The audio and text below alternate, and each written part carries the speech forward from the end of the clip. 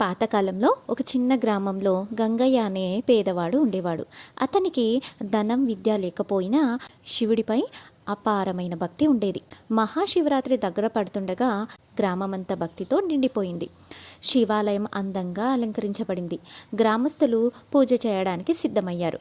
గంగయ్య వద్ద పూజకు కావలసిన సామాను కొనడానికి డబ్బులు లేవు. కానీ అతడు అడవికి వెళ్ళి గడ్డి పూలు తేనె సేకరించి పాత శివలింగం వద్ద పూజ చేయాలని నిర్ణయించుకున్నాడు. అతడు శివలింగానికి తేనె అభిషేకం చేసి పూలు సమర్పించి భక్తితో శివుని నామస్మరణ చేశాడు. చుట్టూ చీకటి ఉన్న దీపాల వెలుగు మాత్రమే ఉండేది. అప్పుడు భయంకరమైన వేటగాడు వేషంలో శివుడు ప్రత్యక్షమయ్యాడు.